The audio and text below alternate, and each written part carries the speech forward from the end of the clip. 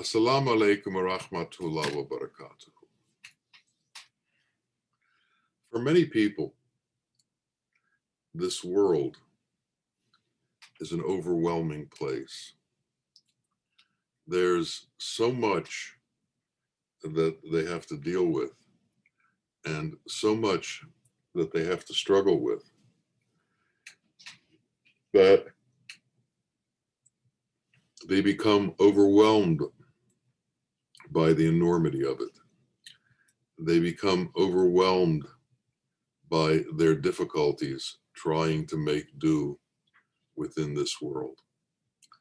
But in truth, if one understood the nature of our existence, one would see that the world is actually a very, very small place.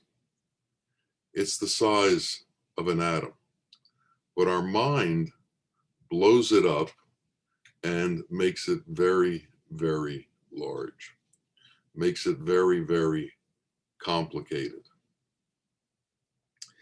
It's like when I was practicing law, there were lawyers that would make whatever situation was brought to them incredibly convoluted. They would never look for an easy solution. They would just look for more ways to complicate things. And I was always amazed watching these people because they couldn't get out of their own way. They would create so many different issues, so many different difficulties, so many complications that the case was going to go on forever because there was no way resolving it, because in truth, they weren't looking for a resolution. They were just looking for more ways to make things difficult. Well, just like you're in a lot of trouble if you have a lawyer like that, you're also in a lot of trouble if you have a mind like that. There are minds that make everything very, very difficult. There are minds that see a situation and have way too many responses to the situation. One of the definitions for schizophrenia is that you get too much input from what's around you, too much effect from what's around you. So instead of seeing an overall picture, you see every little tiny thing that's within your purview, and then it becomes overwhelming. We need to learn how to decrease the amount of impact the world has on us. We have to learn how to decrease the amount of difficulty that the world gives us. And within Islam, there is the Shariat, the basic rules of conduct. And if you look at the rules of Shariat, and if you examine them closely, you'll begin to understand that these rules are there to lessen our involvement with the world, to lessen our attachment to the world, to try and put the world in a place that it can be handled more easily. For instance, 5 times prayer. 5 times prayer, if done correctly, removes you from the world for a period of time and refocuses you towards your Creator. Then there are many, many other laws. The month of Ramadan, for instance, it lessens your attachment to food and to desire that accompanies your eating. It makes your attachment to these things less. The rules of sacrificing animals, it makes it more difficult to get to food. It creates steps in between your slaughtering the animal and eating it. And these steps take on a focus towards your creator. Marriage, in the way that it's set forth in the Quran, is an attempt to limit lust. Now, it is true that the Quran allows 4 wives, but if you follow the Shariat closely, you can't have 4 wives unless you can treat all of them exactly the same and equally, which is an impossible task. So, according to many sheikhs, including my sheikh, Bawa Muhaiyaddeen, the actual limitation is to 1 wife. The limitation is because lust needs to be controlled. And the more lust that you have within you, the bigger and bigger the world becomes. We are told to be moderate in everything. What's the point of moderation? Again, it's to control our desires towards the world, to control our rampage through existence, trying to accumulate everything that there is. There are many stories of people trying to conquer the world, and they all end up in the same place. They all end up not being able to do it and end up somehow losing their lives, losing themselves. It is a futile endeavor. Somehow, each of us has to realize that the world is actually a very, very small place. And it's been magnified by our mind. Our mind has made it into this large, unruly creation that we have to wrestle with and try to control. Well, there is no controlling it. There is no conquering it. There is no coming on top of it and putting it in its place. What we have to do is decrease its influence on us, decrease its hold or grip on us. We have to overcome certain elemental influences to do it. Now, all of us are very much aware, or should be aware, that we are created with a body, and this body is made up of elements.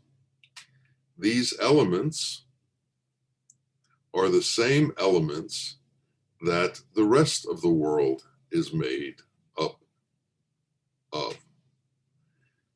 Interestingly, Allah has taken this group of elements and created various different forms that all look different, appear different, have different qualities, have different characteristics, yet he made them from the same elemental groups. He just altered the way he put them together. Yesterday I was out in the garden and I saw a pot that we had planted. And I noticed on the pot there were 2 different kinds of vines. And both of them had leaves, but they had different kinds of leaves. Then I looked up and saw the trees, and they had leaves, but different kinds of leaves. Then I saw bushes, and they had leaves, but also different kinds of leaves. And then I saw ground cover plants, and they had leaves, but also different kinds of leaves. And then I realized you could spend a lifetime studying leaves and the different variations of leaves. And you could become an expert on leaves and explain how each of these came and how each of them grows and what each of their characteristics are. And at the end, what would you have accomplished? Well, it's like that with so much of the world. There are so many variations. If you begin to study insects, how many different insects can you study? If you begin to study mammals, how many different kinds of mammals can you study? And at the end, what have you accomplished with all of your studying? There's so much to study in the world that if you are a thinking person, you would immediately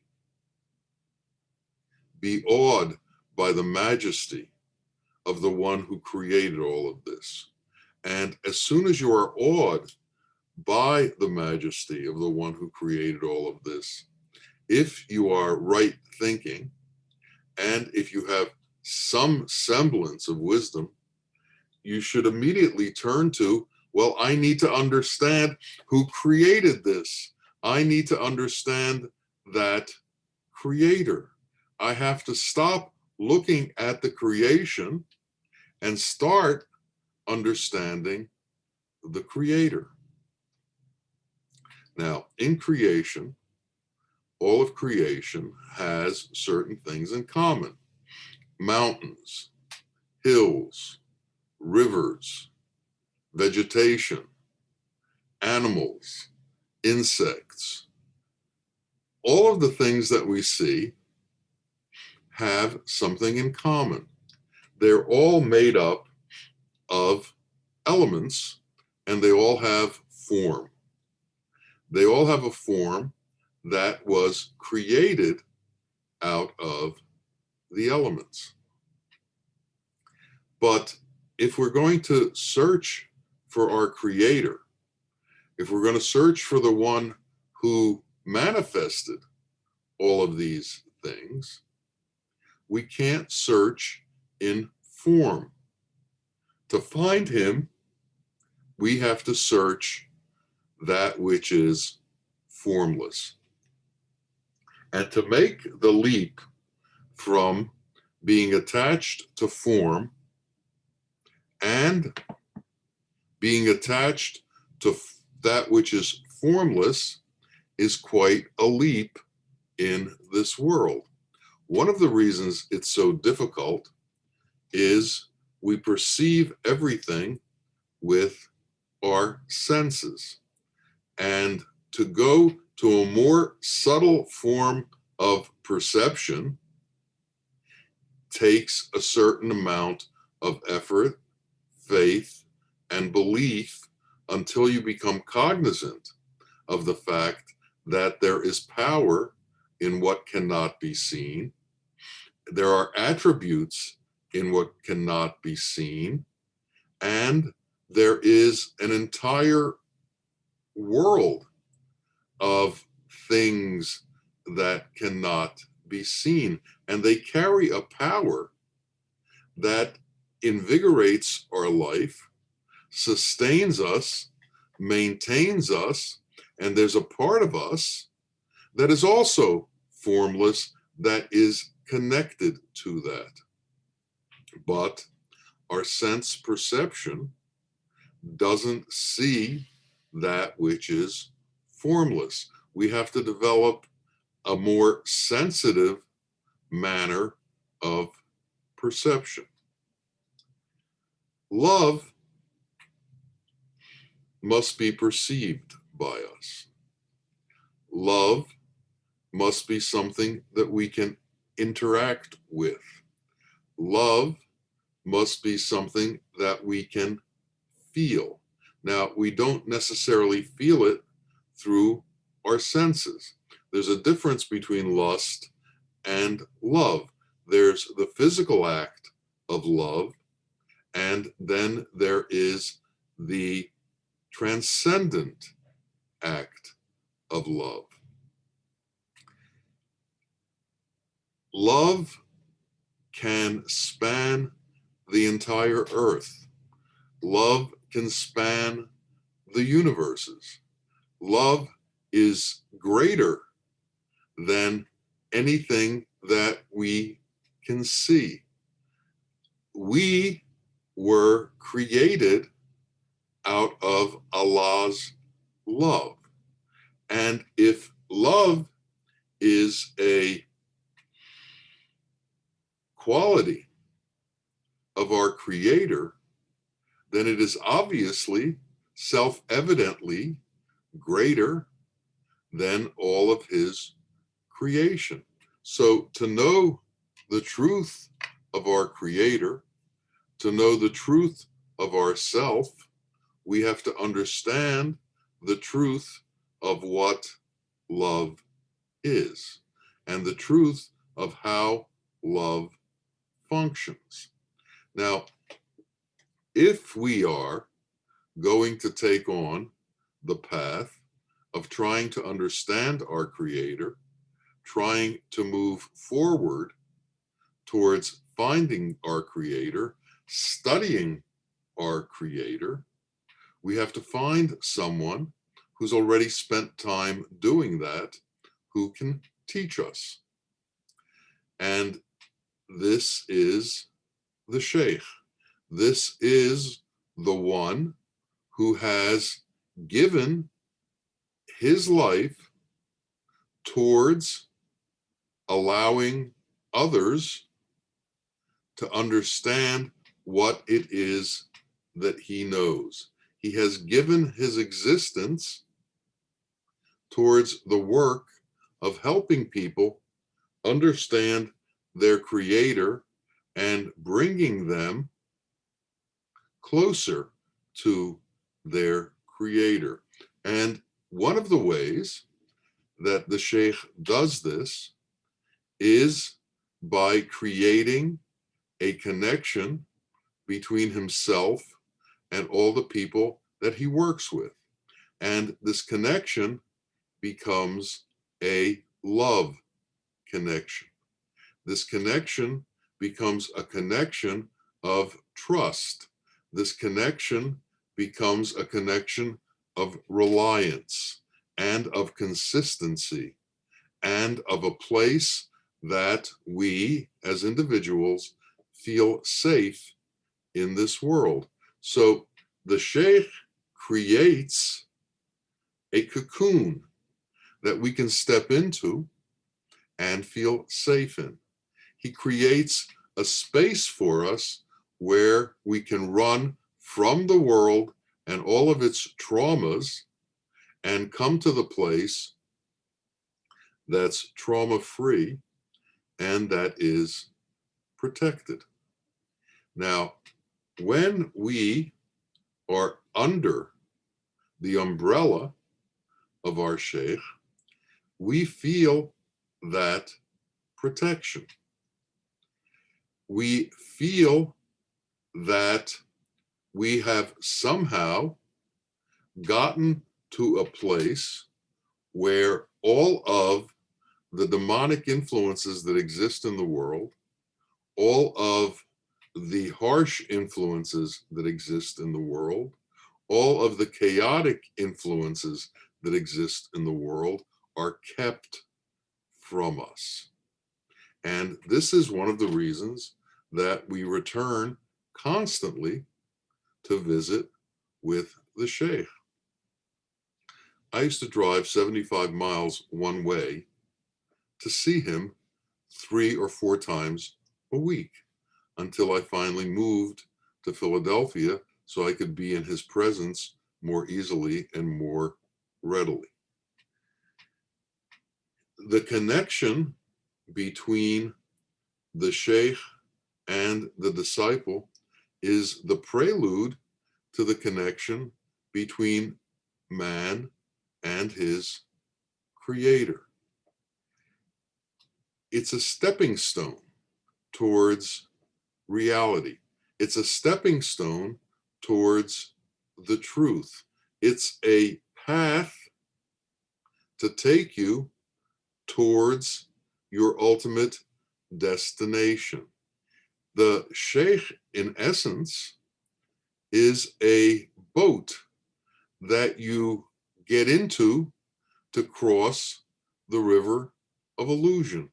He is the port that brings you to the place that's real. It's the beginning step to take you towards reality. Being with him will change your state and ability to perceive things. Being in the presence and resonance of love brings the resonance of love into your being. And as this resonance vibrates within you, methodologies of perception are created in you that did not exist prior to that resonance coming into your being. One of the great gifts that a true sheikh has is he is able to share with the ones around him that which he has. That's his point. That's why he does this. He is here as a representative of our Creator to bring the knowledge of our Creator to humanity and to take this knowledge and implant it within humanity so man can establish a connection with his Creator. The methodology that's used by the sheikh is to be an exemplar of that which is divine in manifest form. Now, the truth is that that which is divine is beyond what is manifest. It's transcendent beyond that which is manifest. It's formless. It's not elemental. But until you have the cognitive ability to recognize that which is not elemental, you are put in a situation to react to that which is manifest so that you can develop the sense ability within you to recognize that which is not manifest. Now, Allah is constantly giving towards humanity. Allah is constantly giving towards his creation.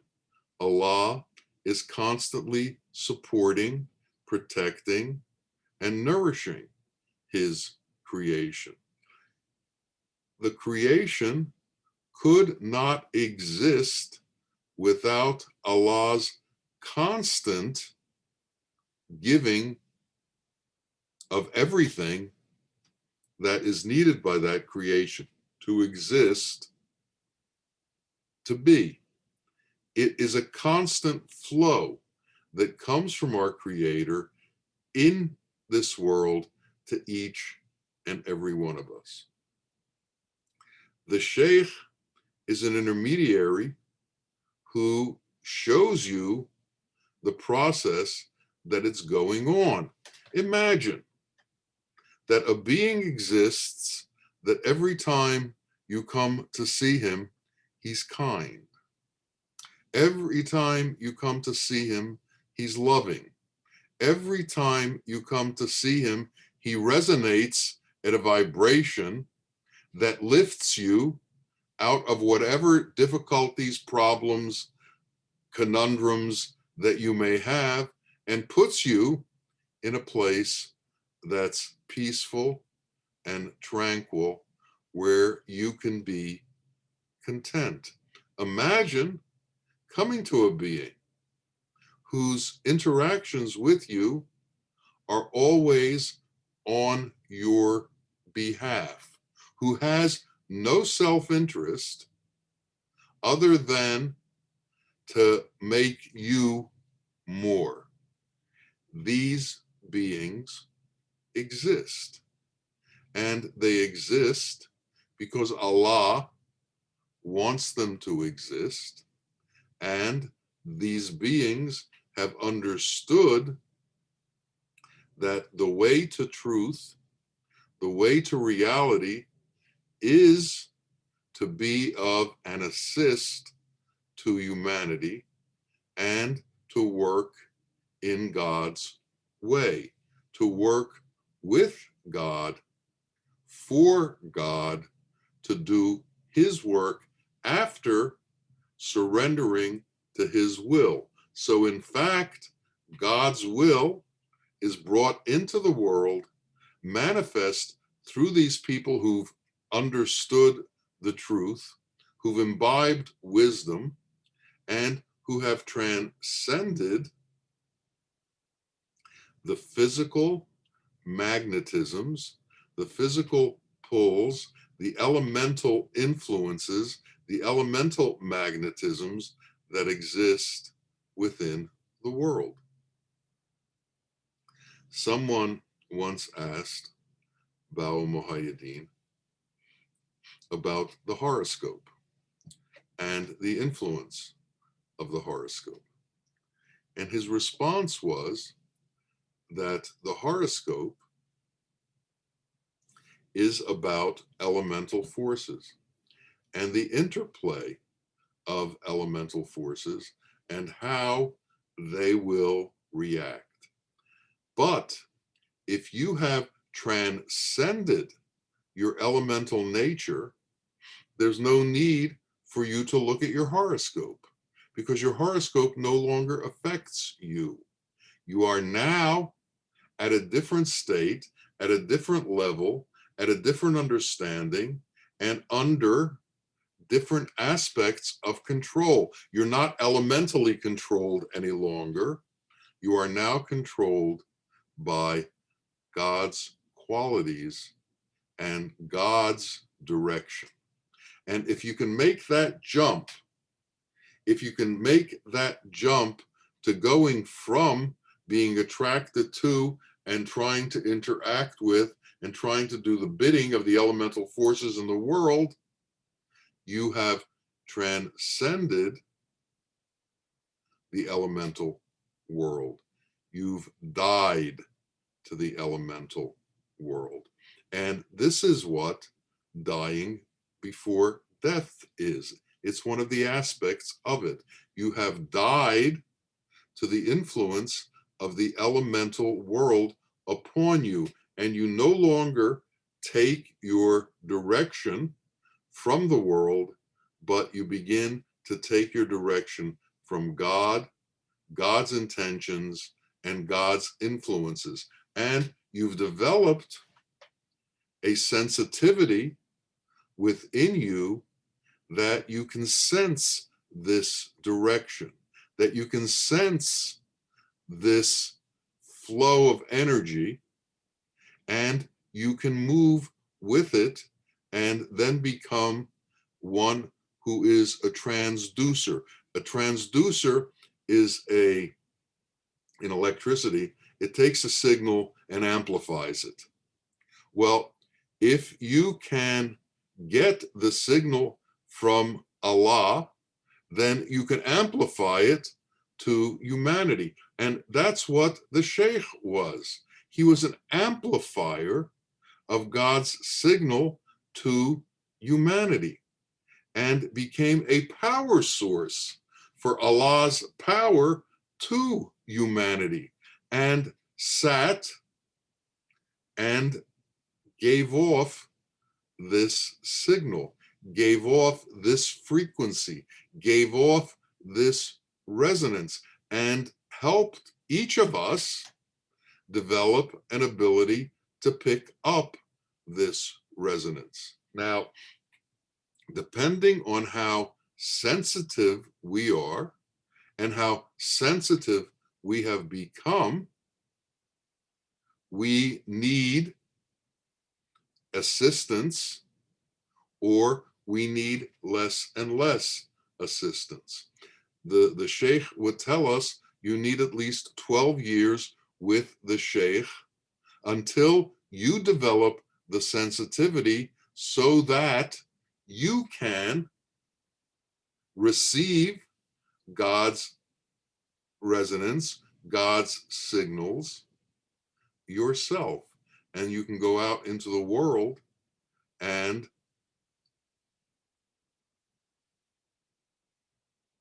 give out these signals to the rest of humanity.